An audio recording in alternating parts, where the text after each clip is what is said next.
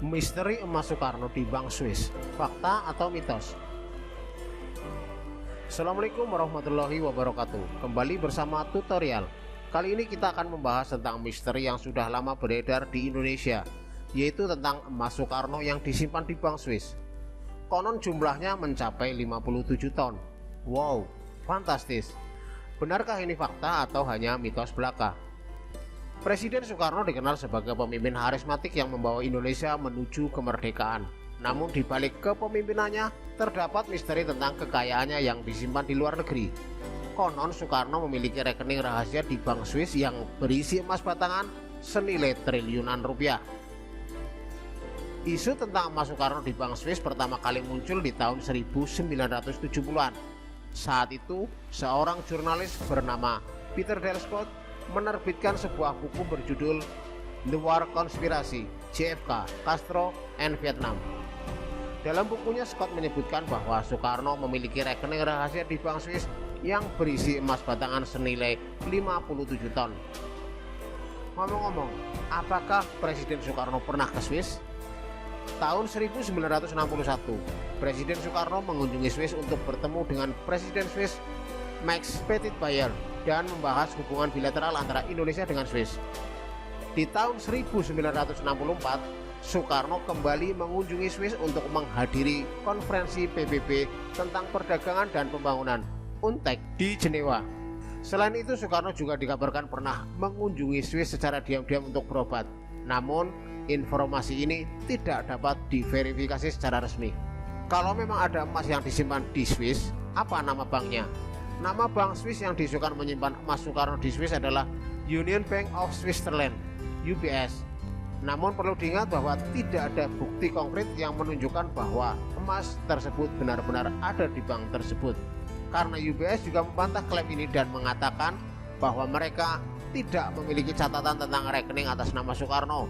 Bank Indonesia juga tidak menemukan bukti tentang keberadaan emas Soekarno di bank Swiss manapun.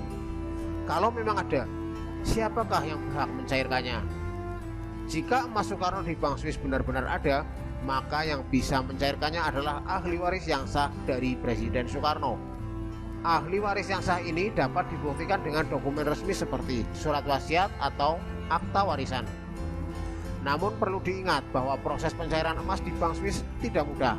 Bank Swiss terkenal dengan kerahasiaan dan kepatuhannya terhadap peraturan perundang-undangan. Ahli waris harus melalui proses verifikasi yang ketat untuk membuktikan identitas dan hak mereka atas emas tersebut. Berikut beberapa kemungkinan yang bisa terjadi. Ahli waris bekerja sama dengan pemerintah Indonesia. Pemerintah Indonesia dapat membantu ahli waris dalam proses pencairan emas. Pemerintah dapat menunjuk tim khusus untuk menangani masalah ini dan berkoordinasi dengan Bank Swiss. Yang kedua, ahli waris mencairkan emas secara mandiri. Ahli waris dapat mencairkan emas secara mandiri dengan menggunakan jasa pengacara atau konsultan yang berpengalaman dalam menangani masalah-masalah keuangan internasional. Yang ketiga, emas tidak dapat dicairkan. Ada kemungkinan bahwa emas tersebut tidak dapat dicairkan karena berbagai alasan, seperti tidak ada bukti kepemilikan yang sah, emas yang sudah dicairkan oleh pihak lain, emas benar-benar tidak ada.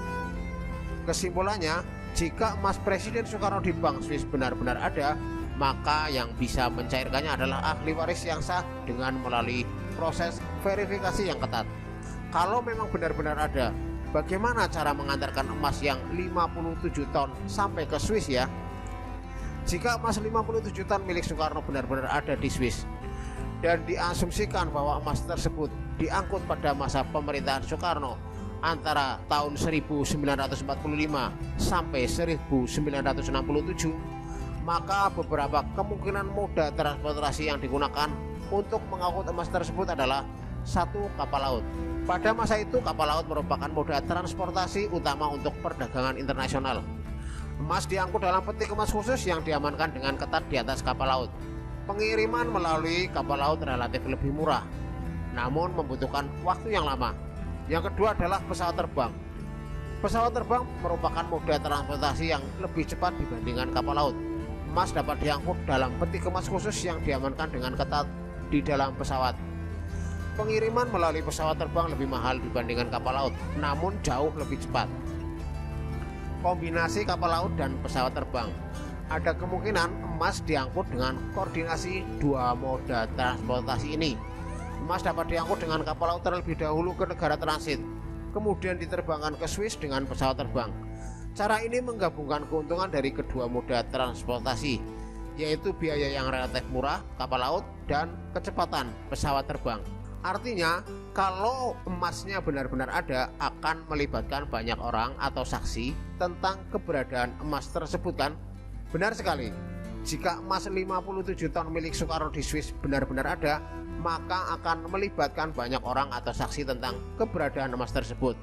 Beberapa orang yang mungkin mengetahui tentang keberadaan emas tersebut antara lain orang-orang yang terlibat dalam proses pengangkutan emas seperti awak kapal laut atau pesawat terbang, staf bandara, dan petugas bea cukai. Orang-orang yang terlibat dalam penyimpanan emas di Swiss seperti staf bank atau perusahaan penyimpanan, pejabat pemerintah Indonesia yang mungkin terlibat dalam negosiasi atau transaksi terkait emas, pihak lain yang mungkin memiliki informasi tentang emas seperti jurnalis, peneliti, atau kolektor. Itulah kenapa informasi yang beredar tentang emas tersebut masih simpang siur dan banyak spekulasi. Oleh karena itu, belum dapat dipastikan secara pasti berapa banyak orang yang mengetahui tentang keberadaan emas tersebut. Beberapa kemungkinan skenario. Emas benar-benar ada.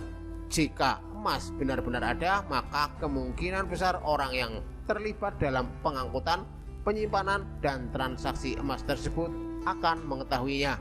Emasnya memang tidak ada. Jika emas tidak ada, maka kemungkinan besar hanya beberapa orang yang mengetahui tentang kebohongan ini. Lantas, bagaimana fakta sesungguhnya? Bila mengacu pada data sejarah, Presiden Soekarno tidak memiliki harta sebanyak itu. Sebab, fakta sejarah menunjukkan bahwa Soekarno mengalami hidup yang sulit selama menjabat sebagai Presiden Republik Indonesia.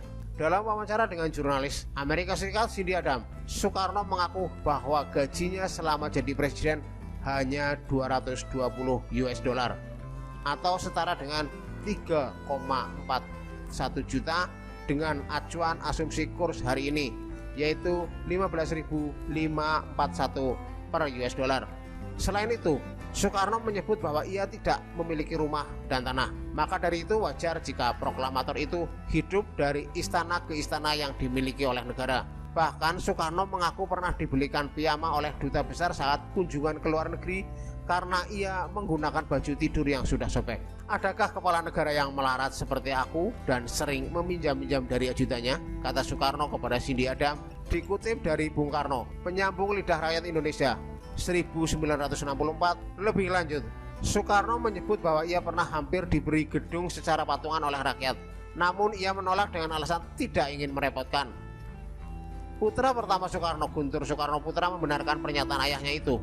Dalam kolom opini di media Indonesia yang diterbitkan pada 26 September 2020, Guntur menyebut bahwa kantong Soekarno selalu tipis, bahkan sejak sebelum jadi presiden.